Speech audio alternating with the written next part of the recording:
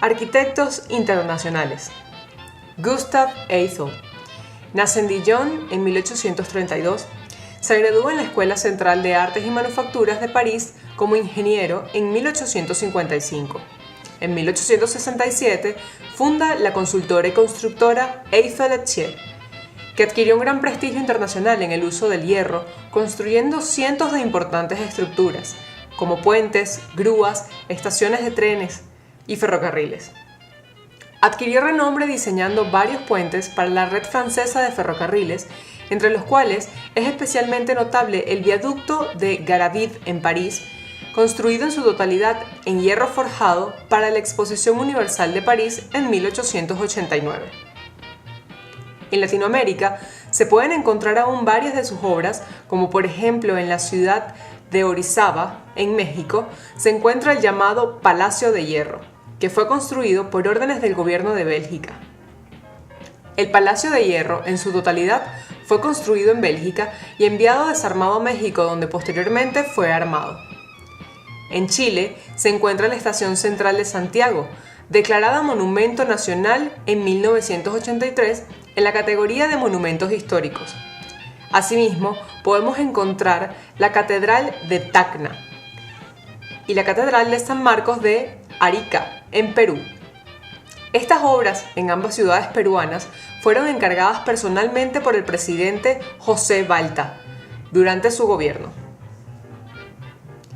Sin embargo, su obra más reconocida y famosa en el mundo es la Torre Eiffel, inicialmente nombrada Torre de 300 metros. Es una estructura de hierro pudelado diseñada por Maurice Koechlin y Émile Noguier y construida por el ingeniero francés Gustave Eiffel y sus colaboradores para la Exposición Universal en 1889 en París, fecha en la que se inaugura este monumento. Situado en el extremo del campo de Marte, a la orilla del río Sena, este monumento parisino, símbolo de Francia y su capital, es la estructura más alta de la ciudad.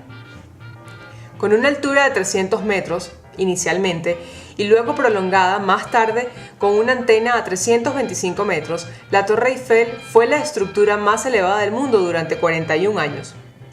Fue construida en 2 años, 2 meses y 5 días, y en su momento generó cierta controversia entre los artistas de la época, quienes la veían como un monstruo de hierro. Inicialmente fue utilizada para pruebas del ejército con antenas de comunicación. Hoy sirve además de atractivo turístico como una emisora de programa radiofónico y televisivo. La Torre Eiffel es el monumento que cobra entrada más visitado del mundo, con 7.1 millones de turistas cada año. Gustave Eiffel, en sus últimos años, empezó a estudiar aerodinámica. Eiffel murió el 27 de diciembre de 1923 a la edad de 91 años en su mansión en París, mientras escuchaba el andante de la Quinta Sinfonía de Beethoven.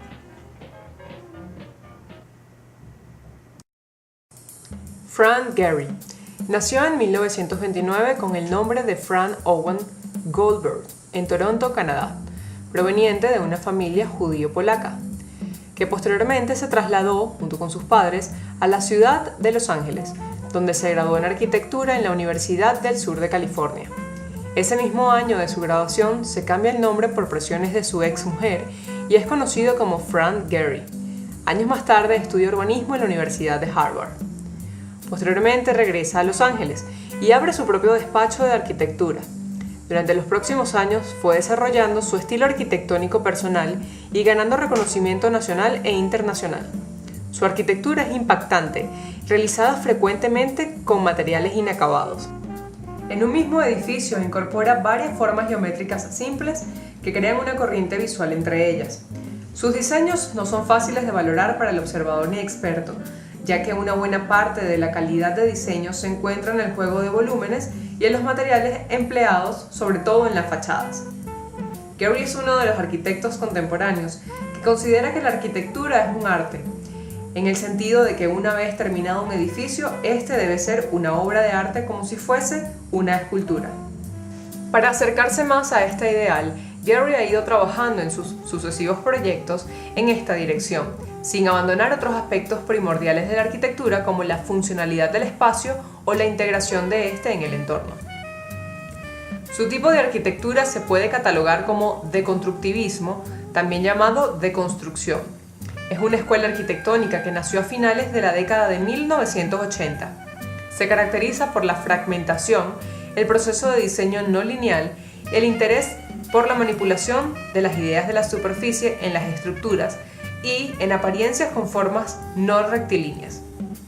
La apariencia visual final de los edificios de la escuela deconstructivista se caracteriza por una estimulante impredecibilidad y un caos controlado. Sus diseños arquitectónicos son tan famosos que en un capítulo de Los Simpsons, Marge le escribe una carta a Frank Gehry para pedirle su apoyo en el diseño del nuevo auditorio de Springfield.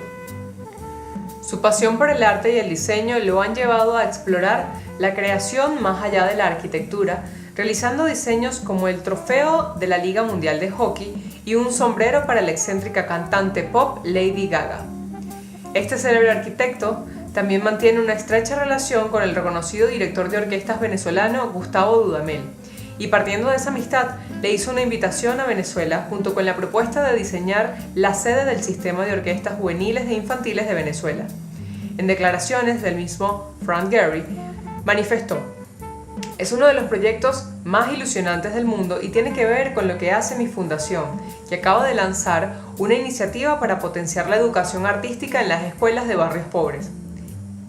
El proyecto se realizará en la localidad de Barquisimeto, en el estado Lara, y pretende convertirse en escenario y escuela para los músicos del sistema, un programa de educación musical que conecta a más de 400.000 niños venezolanos pobres con la música clásica".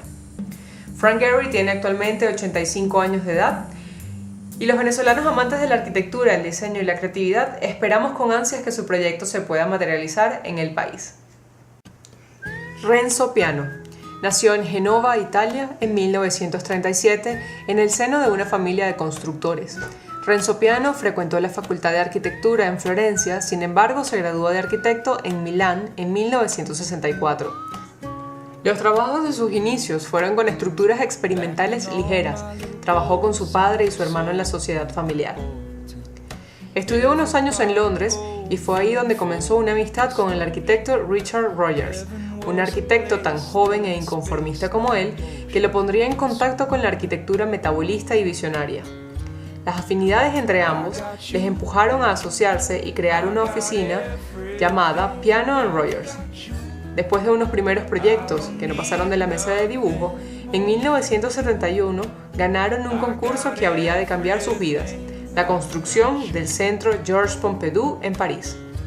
Para buena parte de la opinión pública, aquella enorme cápsula transparente que dejaba a la vista las tuberías, los conductos de ventilación y demás, se asemejaba más a una refinería que a lo que propiamente debía ser, un centro de arte. Con todo, y a pesar de las voces contrarias y de las enormes dificultades técnicas y estructurales que entrañó la construcción del singular edificio, los trabajos siguieron adelante y en 1977 se inauguró. Posteriormente, Renzo Piano trabajó con el ingeniero Peter Rice entre 1977 y 1981 bajo el nombre Le Atelier Piano & Rice, y en 1981 fundó la firma de arquitectos Renzo Piano Buildings Workshop, que actualmente da trabajo a 150 empleados en sus distintas sedes de París, Génova y Nueva York. Sus obras más famosas son el Aeropuerto Internacional de Kansai, Osaka, concluida en Japón en 1994. Fue construida sobre una plataforma o isla artificial. En Suiza, ha hecho el Museo de la Fundación Beyeler en Basilea, así como el Centro Paul Klee en Berna. En Estados Unidos, en San Francisco, California, construyó el edificio de Academias de las Ciencias Golden Gate Park, y es considerado uno de los pocos edificios sostenibles de Renzo Piano. En su construcción utilizó pantalones vaqueros reciclados como elemento aislante. En Alemania diseñó el edificio Daimler-Benz en el año 2000, que hoy es uno de los atractivos turísticos de la ciudad de Stuttgart por ser el museo de la famosa marca de automóviles Mercedes-Benz.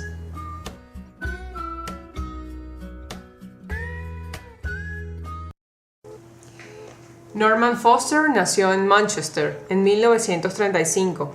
Estudió arquitectura en la Universidad de Manchester y obtuvo después una beca para proseguir sus estudios en la Universidad de Yale. Foster trabajó durante un tiempo con el arquitecto Richard Buckminster y posteriormente, junto con 2 socios más, abrieron el estudio Foster & Partners. Foster ha desarrollado una carrera extremadamente prolífica a lo largo de 4 décadas, lo que le ha concedido que la reina Isabel II le otorgase el título nobiliario vitalicio de Barón Foster, Lord Foster. Sin embargo, tiempo después, específicamente en julio del 2010, fue uno de los 5 miembros de la Cámara de los Lores que renunció a su escaño para evitar el cumplimiento de una nueva ley, fijar su residencia fiscal en el Reino Unido. Los proyectos iniciales de Foster se caracterizan por un estilo high-tech muy pronunciado. Más adelante, las líneas de sus edificios se suavizan y desaparece en buena parte este carácter técnico llevado al extremo. Los proyectos de Foster y sus socios llevan un marcado sello industrial, en el sentido de que emplean en los edificios elementos que se repiten multitud de veces. Sus obras representan una corriente arquitectónica que no olvida sus predecesoras vanguardias y que se mantuvo muy fiel a la estética minimal, buscando una sencillez y simplismo. Su obra destaca como el máximo exponente de la arquitectura high-tech o alta tecnología, investigando en el uso de materiales ligeros, componentes industrializados y el control de tiempos, costos y calidad. Entre sus obras destacan el aeropuerto de Pekín y el de Hong Kong, así como el edificio del Commerzbank en Frankfurt, Alemania, y en Hong Kong. En Madrid podemos encontrar el edificio La Torre K.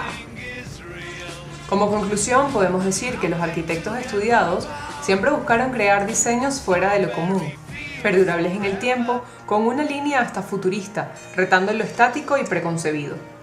Los diseños de cada uno de los edificios son realmente memorables, desafían la creatividad, el modernismo y la innovación.